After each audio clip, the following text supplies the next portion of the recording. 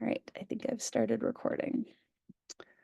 Um, I'd like to start by just introducing myself. So my name is Anna Kurhajek, and I am a historian and educator primarily.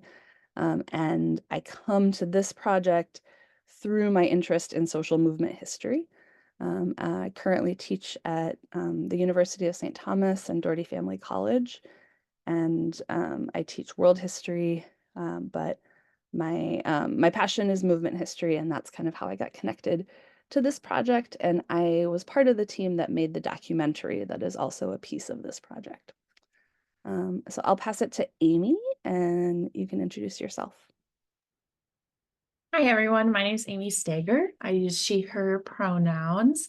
I'm a staff member at the Labor Education Service and recently became a board member at the Farmer Labor Education Committee just last year. I am a news editor, reporter, and writer. I write for the Labor Education Services media uh, news website, Workday magazine. So I write a lot about the local labor movement and current events. But I'm also a grad student in the Heritage Studies and Public History master's program at the University of Minnesota. And so I'm very interested in public history and public art projects, such as the one that we're working on that we will be talking about today. So very excited to meet you all and hear any questions you have for us. Oh, Betsy. Right. Hello, everyone. Thank you for coming. I'm Cassie Williams. I am a labor educator at Labor Education Service, as well as on the committee for the Farmer Labor Education Committee as well. I'm also an artist, particularly a writer, poet, spoken word. And a lot of my background, I spent a number of years in southwestern Minnesota, working with students down there, doing some art organizing. And so I am really excited about this project. So thank you all for being here. Thank you, Cassie. So what I'm going to do is just start off by sharing a little bit about our organization um, and kind of the journey of this project. So our organization, the Farmer Labor Education Committee, or FLEC, we are a very humble, small organization. We're a small nonprofit with an educational goal, which is primarily to kind of educate Minnesotans and people interested in this history about the history of the farmer labor movement and its legacy and its kind of relevance for the current moment. The organization was founded in 1980, so it's been around for a very long time. But and it has been it's kind of had various iterations, but originally it was founded by people who had either been part of the farmer labor movement or had sort of learned about the legacy of the farmer labor movement afterwards and were really interested um, in thinking about reviving that element of Minnesota political history. One of the co-founders of the Farmer Labor Education Committee was the late Senator Paul Wellstone. And I think that sort of his political perspective in the Democratic Farmer Labor Party, I think reflects some of the kind of farmer labor origins of the kind of unique political context that exists here in Minnesota. So um, importantly, we wanted to make sure to highlight that we are not a political organization. So even though this is an organization that's about the history of a political party, it's really about the history of a movement that kind of was part of this party and connected to this party. But we as an organization, we're a nonprofit. It's an educational group. We don't have any relationship to like the DFL or anything like that. So this isn't a project that is being funded with kind of specific political intent in mind. Um, Having said that, as I talk a little bit more about the project, I think you will see that this is a project that has a very there is a politics to it, and there's a kind of justice orientation in the work, and in the kind of goal that we're hoping to come out of this work. So Farmer Labor Education Committee, we're a very small kind of group. This is the probably second big thing that we've done in our existence, which is to kind of work on this grant and try to figure out a way to commemorate this history. The first biggest thing we did is in 2022, we completed a feature-length documentary about the history. So I was one of the folks on the team of people who put the documentary together, and it is a history of the movement. It's available to watch for free for anyone. It also shows at like 2 in the morning on PBS stations in Minnesota randomly. So you are welcome to watch it there as well. But so we spent probably 10 years working on this documentary, um, and finally put it together. And we are a pretty low tech operation, and so we have been hosting screenings. But you know, we have some interest in getting the story out there and informing people about it. But uh, we also just found the process of making the documentary itself, I think, a really rewarding experience for our group and for our team, and so that was important. Um, so we completed the documentary in 2022, and then in fall of 2023, we applied for this grant. And the grant is um, it's a product of, oh, sorry, now I've lost my screen. Um, the grant is a product of Monument Lab, and Monument Lab is a Philadelphia-based public art and history studio, although they do projects kind of across the nation. And Monument Lab has gotten funding from the Mellon Foundation.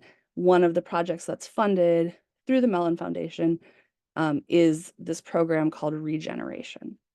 And Regeneration is an initiative by Monument Lab. That's the first round was in 2022, so 2 years ago, where they funded kind of grassroots historical and artistic commemoration projects across the nation. And this is their second round. So Regeneration 2024 is a program that really kind of developed in some ways in response to some of the things happening politically around the United States right now. So initially, part of Monument Lab's kind of goal was to, in the wake of the kind of political moment in which people were really rethinking, how do we do monuments, taking down Confederate statues, renaming buildings, thinking about like how do we imagine historical commemoration in ways that do justice to the present, do justice to the future. And so this is kind of part of that initiative for them. And so for this project, they asked us to, their call was to have projects that were creative representations and interpretations of erased, suppressed, or threatened stories and histories. And they were particularly interested in projects in states where legislation had been passed that were limiting the teaching of accurate American history. So if you look at the sort of regeneration projects, a lot of them are in the US South, for example. And so we are, I think, kind of um, an interesting project for this particular grant because we don't necessarily fit that bill, but we do actually fit a lot of the criteria that they were looking for. And so for this year, some of the things that they were looking for, they were looking for projects in regions that were primed for meaningful intervention and structural change. They were looking for projects that were representing and interpreting erased, suppressed, or threatened stories or histories. And they were looking for projects that involved the participatory collection of public ideas. Those are some of the sort of key things. And so when we proposed a historical commemoration of the farmer labor movement, we felt like we fit some of those in some key ways. So the farmer labor movement, this history, is a history of a political party that was the most successful third party in the history of the United States. And most people in Minnesota, or many people in Minnesota, don't even know that history. And it's a history that really is about people who are seen as kind of being um, being groups of people who don't necessarily have shared interests. So farmers, workers, rural people, urban people coming together around a kind of set of shared interests, around a category of shared enemies sometimes, corporate business, for example, and really thinking about ways to imagine solidarity across these divides. And so for us, this history is something that we don't really know a lot about. People know that in Minnesota, our Democratic Party is called the DFL, which is not the case anywhere else, the Democratic Farmer Labor Party. But that comes from a merger between the Democrats and the Farmer Labor Party, a third party. And so that history uh, is kind of a little bit part of what I think a lot of people in Minnesota know, but it's also this history that that we don't talk about very much. And so we saw this as kind of an example of a hidden history, a suppressed history. And most importantly, this idea that there was this history of urban-rural solidarity that drove this incredibly powerful movement, that piece gets lost. The second part for us is that this moment in Minnesota, I think, is a moment where we do see incredible tension, I think, across differences in certain spaces. And we're seeing a rise in certain political blowback um, around things like what's being taught in our schools and how do we deal with issues around gender and racial difference. And those issues, I think, have become really challenging. And so part of what we proposed when we proposed this project, we really highlighted that this isn't just something that we're seeing in Florida and Oklahoma and Texas, but that we are actually seeing some of these tensions really emerging here in Minnesota. And here's this place where we have this amazing history where we didn't always have those kinds of tensions, or we had avenues where those tensions kind of worked themselves out in different ways. So, um, all of that is to say, we applied for this grant kind of with that premise in mind, um, and we got it, which was a shock for us. I think we weren't necessarily expecting to do that. But the kind of centerpiece of what we applied to do was to find an artist or a team of artists who would be able to really think about how do we engage community today, and think about this legacy and build a commemoration for this history that does justice to kind of the past, the present, and the future altogether. So what we're not looking for is like a commemoration of, Floyd B. Olson, the first farmer labor governor, right? Like that's not what we're looking for. We're looking for, I think, something that really taps into the dynamism of this and the kind of the movement of people really coming together across differences. And so what we proposed that we would do is we proposed that we would use the film that we've created as a kind of catalyst for community conversation.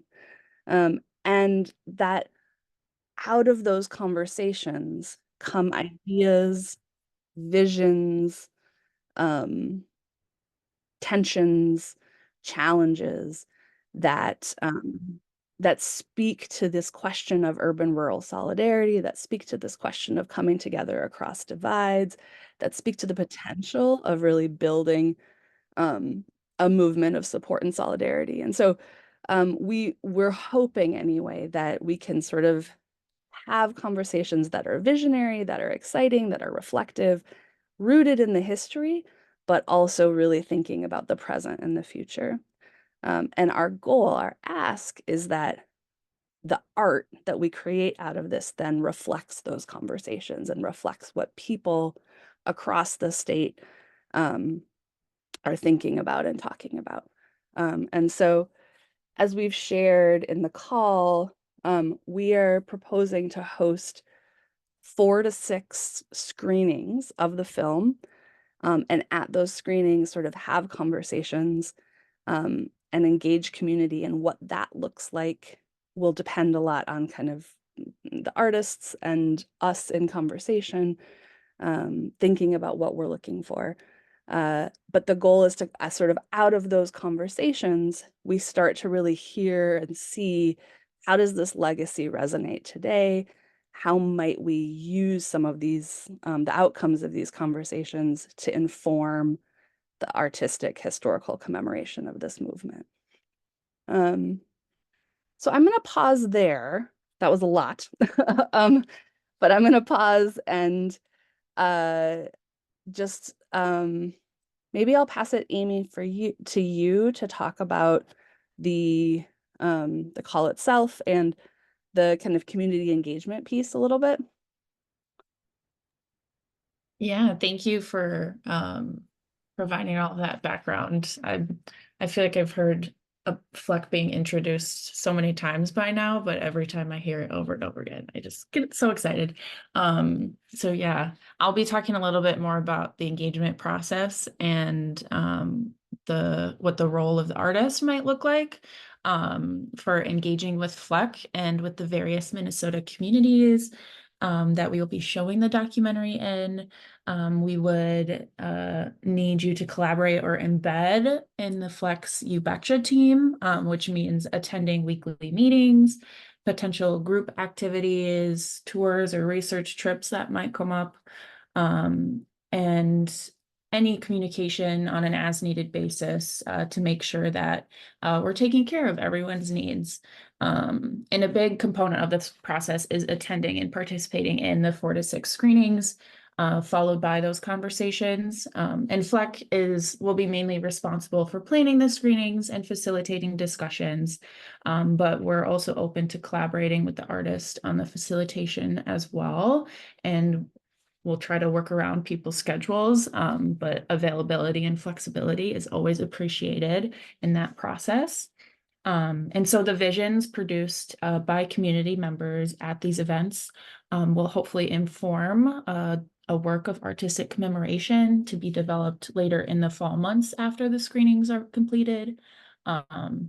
And so depending on your practice or your process, you can observe at the screenings, you can be an active participant, you can have community members make their own art, and that will be more fully fleshed out in the second round of the artist call. So yeah, you don't need to think about that yet, but Cassie will also explain a little bit more about that too. And so once the screenings are completed and the physical artwork is completed, November is serving as a deadline for delivery to FLEC. the physical location or installation or temporary site hasn't been determined yet, but we're also open to collaborating on that location. And then any further participation in activities beyond that date will also be determined at a later time. The grant program, it only lasts a year, but we'll explain further how I like our dreams for continuing this project and doing further programming and art off of it. And then also for grant purposes, every regeneration team has a photographer who will be documenting the screening, their process. And so for us, we'll have our photographer document the screenings, the conversation, and then the artistic process and development. And those photos will be going into a book about the regeneration grant and process. So that's also a very exciting thing about this as well. I will pass it to Cassie. All right. So the fun part, submission requirements. So of course your artist resume, some of you all may be professionals at this, probably better than me. But if you're not, this is the perfect time to brag about yourself because we don't know who you are as an artist, okay? So think about all the amazing things that you are out there doing and putting it in a resume. Your artist statement. So you're going to introduce yourself, your artistic practice, your interest in the project, and your approach to community engagement with a limit of 500 words. Please also indicate in your statement whether you would be willing to work in collaboration with other artists to complete this project, but willingness to collaborate is not required for advancement into the next round, right? And I think Anna mentioned before that as we're doing this project, we're also adding things and thinking of things that we can do. And so that's why that collaboration piece fits. Sometimes you may find some amazing artists and you're like, you know what, I want both of them, and so is it a possibility to bring those together, right? Work samples and descriptions provide no more than 10 media files of your recent and relevant projects that help describe your qualifications. Provide a brief description and budget for each work sample, label images, media, last name of artist, artwork title, installation dates, all the information that we need to keep track of your pieces. Please send images in JPEG. Links for JPEG are also encouraged as well, especially for those larger files. Send videos as links and provide passwords if the videos are protected. And video samples that offer full documentation of a project are fine. In these cases, please identify one continuous 3 to 5 minute work sample within each video. Within this first part of the process, please do not submit a process engagement narrative or sketch idea proposal at this time. That would be a lot, right? It's already sometimes intimidating enough to do your resume, the artist statement, and get all your samples together that you've been doing. But you don't have to worry about the sketch or having an idea for the proposal just yet. That's if you're called in for round 2.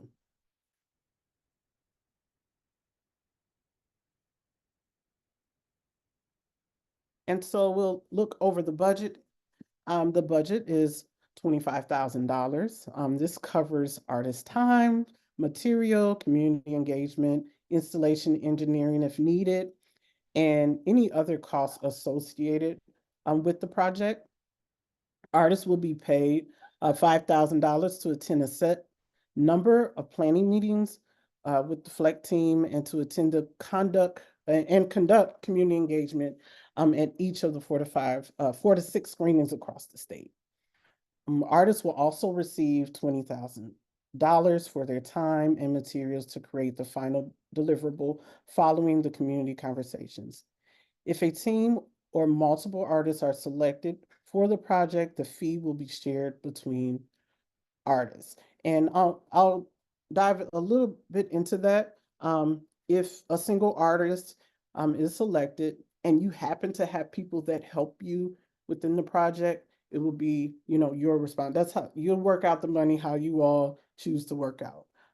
But if, for example, we are selecting two artists, then that's when we'll decide this how to split, you know, the budget. But you know, if you have, you know, your team, you have that person you want to include, that writer, or you want a mixed media thing, um, that you know, some people that you work with, you're responsible for how that money is split between the two of you all. So, any travel and lodging expenses will be reimbursed separately.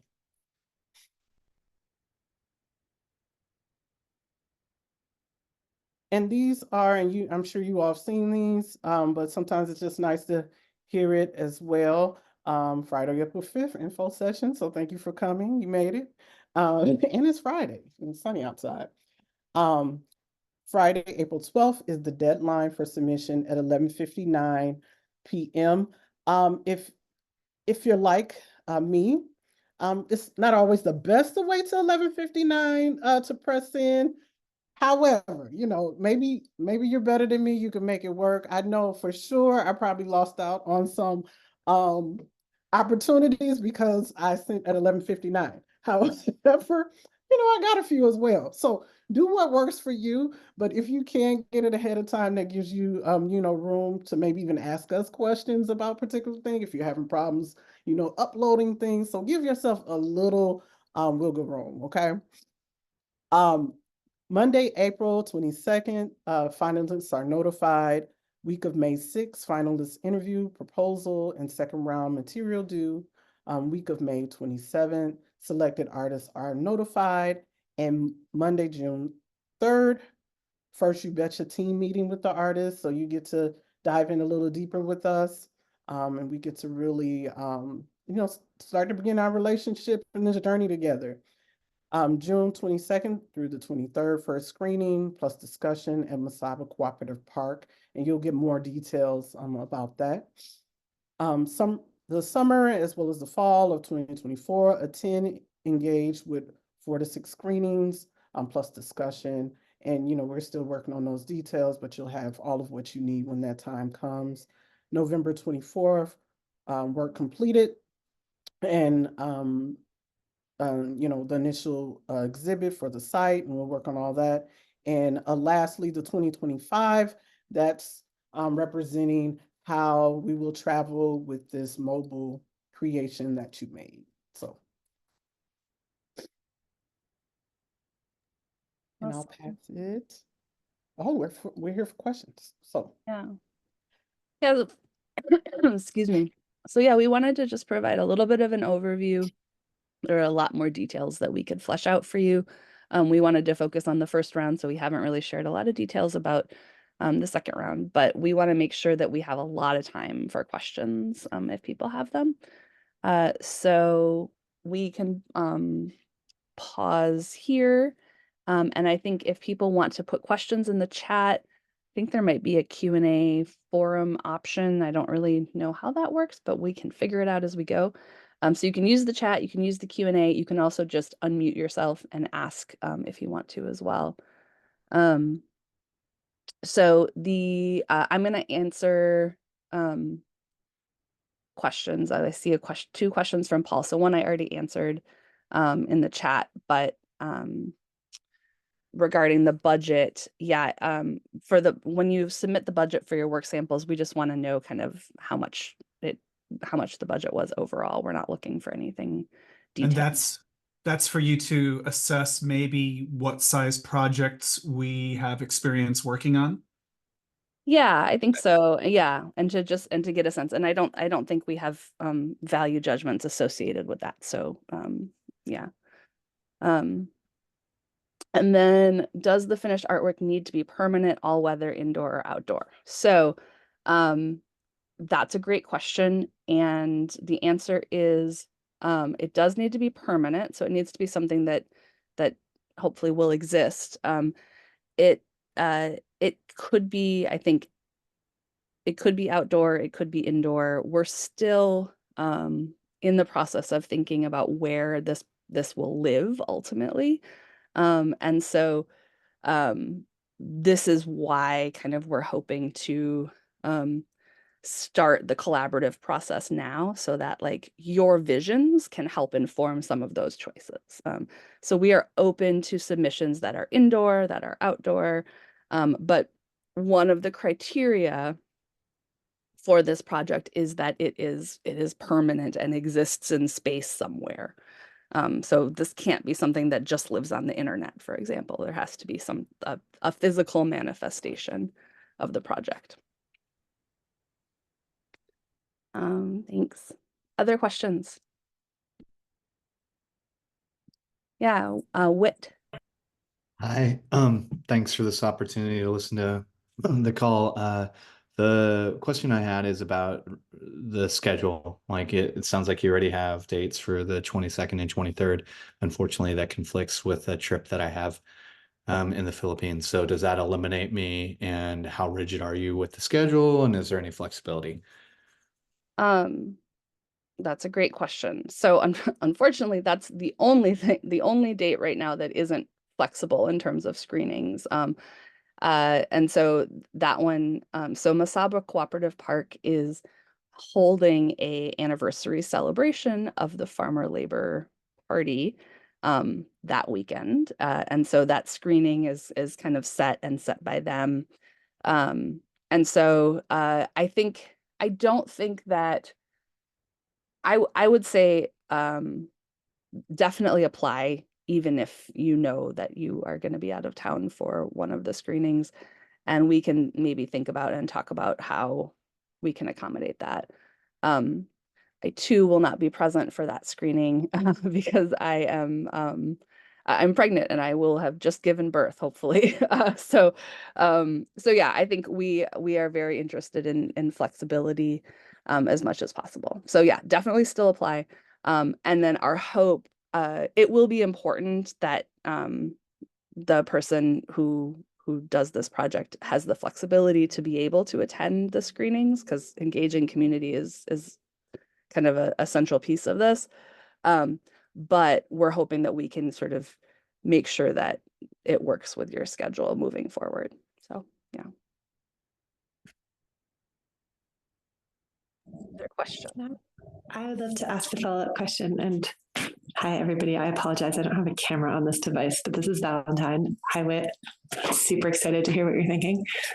I am curious if you could talk a little bit more about the timeline, because as someone who's done public art, like finishing in fall 2024 and then having a work completed by November feels super tight. And I'm curious about, I guess, the scale. Like when you say that it has a permanent home and that it not just live on the internet. Like, for example, I'm super influenced because I just heard an amazing talk about somebody who's been doing a community zine project with trans communities in India about like what happened after COVID. And that became a book. It sounds like that's not like, it sounds like you already have a book project, or I can't tell if that's your project or if that's Monument's project and you're like a chapter in that book. But I'd love if you could talk a little bit about how you imagine that turnaround between the end of fall and November completion. That's a great question. And I share your anxiety about the timeline. This is not a timeline that we selected. This is the timeline that has been sort of given to us by Monument Lab. And so projects need to be sort of done by the end of the year. And I think the idea, so our vision for this anyway, is that the work could kind of be happening alongside the screenings. So maybe, so for the first screening that would be in June, maybe work can start to happen around what comes out of that conversation. And then maybe there's another screening in July or another screening in August. It could be that we really try to, and this can be informed by your schedule and your needs, but we could really try to kind of front load the screenings as much as possible so that we are done closer to the end of summer so that you have, those months of fall to be complete. I think we really value as a team working at the speed of reality and that life happens. And so I think we want to be flexible. We aren't hoping to set something up that's unattainable. And so I think as much as possible, if it feels like the timeline isn't working, I think we can talk about that. But our hope anyway is that some of that work can even start as soon as the end of June, um, depending kind of on what your process is. And I think in terms of so the question about the book, yeah, so Monument Lab is creating a book about their grant project. And so they're all of the projects that they did in 2022 for this regeneration grant will be in this book, and then all of our projects for 2024 will be in the book. But that's their project kind of about their monumenting process. And so for us, I think anything like we're open to that, zine, book, fabric, whatever. There's a lot of potential. So yeah, I would say don't foreclose possibilities. Yeah, thank you. Awesome. Thank you.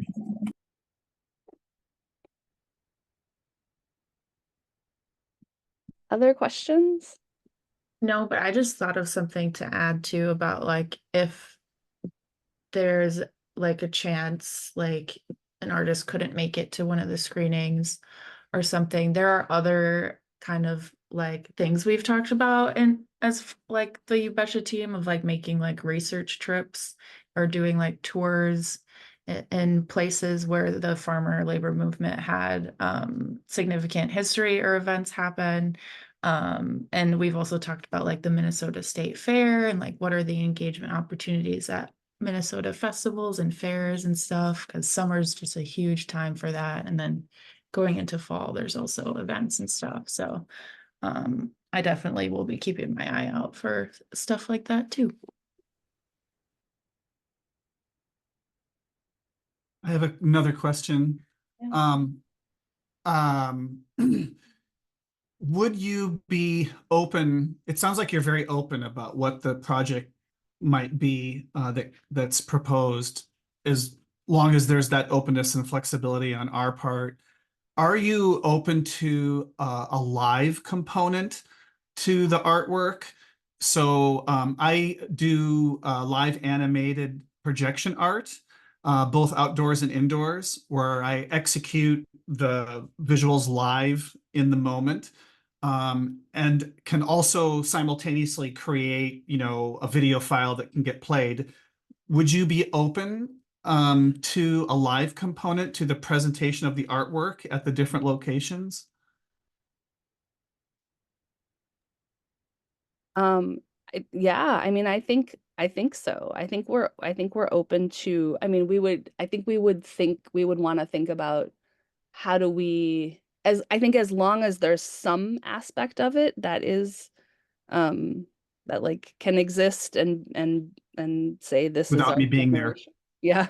Um, I think absolutely. I think there could Okay. be, yeah, I mean, if like something interactive, something that changes in different locations, something that would change over time. All of that stuff is absolutely welcome.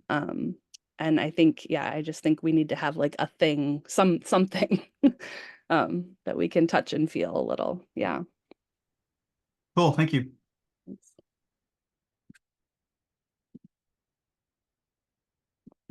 Other questions?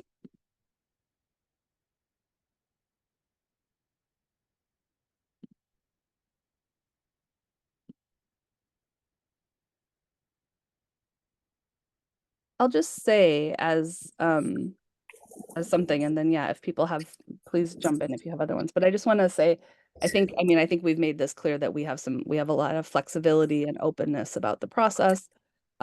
We really are hoping that this becomes kind of like it feels like a collaboration. And so we're thinking like we're looking for an artist to join our team and really, as much as you want to be involved in the thinking and the planning, the kinds of conversations we structure, I think can be really informed by the kinds of things that you want to know to inform your art. And so I really, part of this is a part of our goal anyway, is to really feel like your vision and your ideas inform a lot of how we move forward.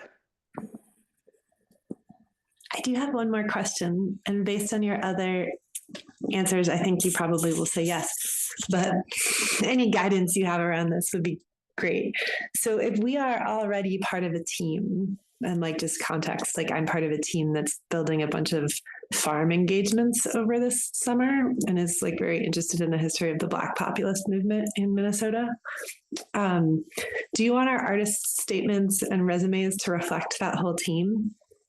Or do we just kind of add that in the bio of like, here is a team, here's how it might intersect? That's a great question. So I don't know, Amy, Cassie, jump in if you have a feeling about this, but I think what we've talked about anyway is um, that what we need is like a person to kind of be our main, like the main person we contract with. And so I would suggest maybe on your team picking someone who would kind of be the front man for lack of a better way to put it. And then I think the bio could reflect that. So if you wanted to maybe um, I think we would be open to a group that wanted to share a little bit about each of the members, and I think we would be open to somebody saying, "Here's me," and I'd be interested in working with these other folks. So um, I think framing it in a way that makes the most sense for your team and for how you imagine you work together, I think would be useful. Amy, Cassie, does that sound right to you? Yeah, that sounds right to me. I mean, basically, because I know we talked a little bit about, as far as teams and um yeah, as long as we have, that person that's contracted with, um, like I said, however you decide to divvy up the money and what, you know, you all have as far as, contracts with each other. Um, we don't need to know that. That's your deal. We just hang you the check and you figure that part out, right? Whatever you need. We wanted to be It was important to us that artists have the flexibility to do what they need to do, right? And within a person for myself, I've done kind of like art as it pertains to community conversations, right? And so sometimes you're inspired by a number of things in those processes. And so we didn't want to, limit the artists in those areas, because once you start hearing the conversations, you never know what you come up with. You might get new ideas on the way, and we want you all to be able to do what needs to be done and have that freedom as an artist.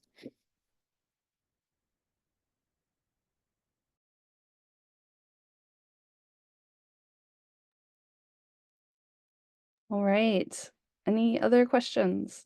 Just one question. Geography, I mean, it sounds like you want to cover a lot of territory. It's probably, I just Googled Cassie and you're in Marshall, so like probably one in Marshall, right? But and then the one on June 22nd and 23rd. But do you have other inklings of where you're going to be and what areas of Minnesota you want to hit?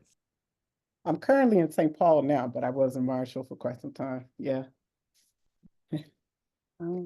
Yeah, Should I show my little map that I made? yes. I'll try to find it. I'll stop sharing it. That was a really good question. Thank you. Yeah, so what the vision we kind of have been thinking about and proposed is initially we thought we wanted to target places where there's a lot of historical activity, so hotbeds of the Farmer Labor Party and the movement. There's spots in the documentary that we highlight. So we thought about those spots. And as the project developed, we also really wanted to take seriously the kind of contemporary context. And so thinking about like, are there places where there's a, some issue that workers are facing that would be a really great place to have a screening and conversation. And so we're kind of open to those things. But yeah, so yeah, Amy, do you want to talk about the map? Yeah, I just kind of put together this really quick map because I need like a visual to be like, where is this city in Minnesota? I've lived here my whole life, but I still struggle with that sometimes. So yeah, we have this first one planned at Mesaba Co-op Park, which is up here, the Blue Star. It's outside of Hibbing in a town called Cherry. And then yeah, we were thinking about St. Cloud, Wilmer. We also have been talking to some folks in Granite Falls, which is right next to Wilmer, basically, and then Austin, Minnesota as well. Yeah, so these places have a lot of like meat packing, farming, agricultural industries. Yeah, but also a lot of like immigrant communities and yeah, so those are what's kind of we've been talking about. So, but yeah, open to suggestions too if anybody, has any ideas or yeah, and the state fair, obviously, that's in St. Paul, but I'm not sure we would be able to have a screening there. We've talked about having a screening there, but it might also just be an opportunity to like table and talk to people as well. Yeah, we there are some other spots too that like Red Wing, Appleton, Minnesota, yeah, Marshall, Winona. There's been some other places that have come up either because we think there might be communities there who are excited about kind of a screening about this history, or because there's some connection to some of our history. So Yeah. yeah, so if there are spots that you want to highlight, that you think would be a really exciting thing, or you have a relationship to, or that informs your work somehow, feel free to include that in what you're discussing. Um, I will say, Twin Cities and Duluth are also two places um, that we've talked about doing screenings as well. Look at you adding the stars. I forgot about Alana's partner who Yeah. might want to do a screening at the church that he ministers at. So it could be a place.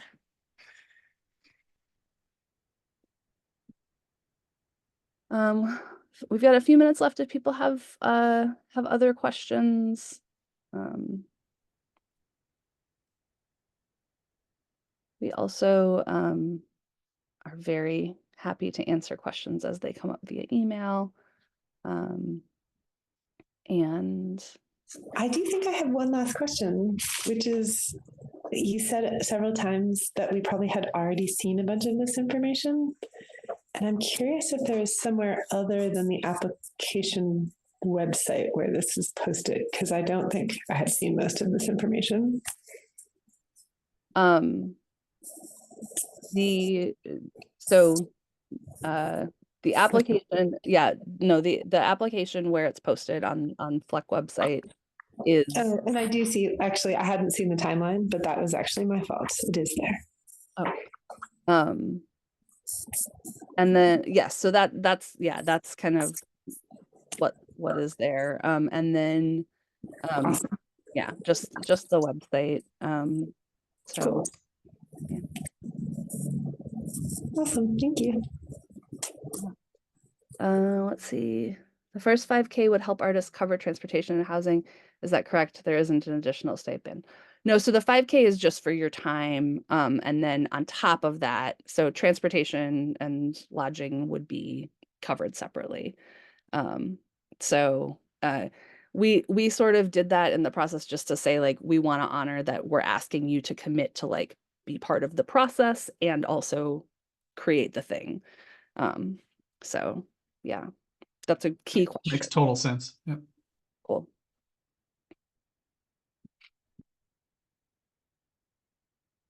All right. Let's see. We did say, I'm just thinking of things I want to mention before we end, but we did say, I think in the call, we encourage people to watch the documentary before you apply.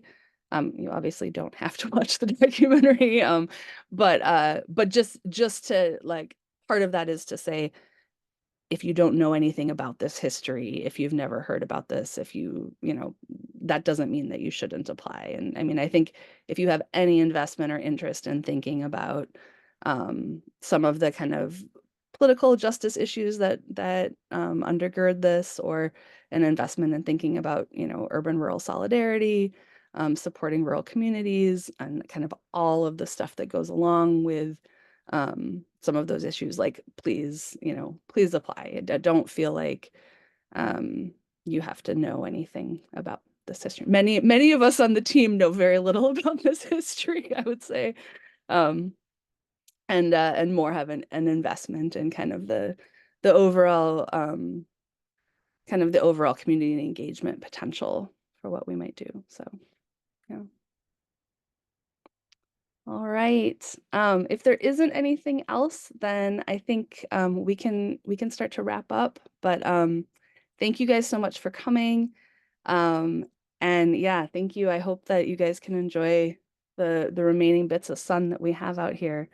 Yeah, please reach out with questions. Otherwise, we look forward to seeing your ideas if you choose to apply.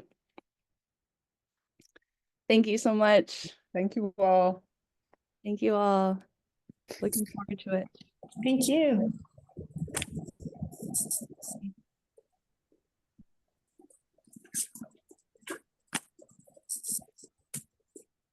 Oops, okay, stopping.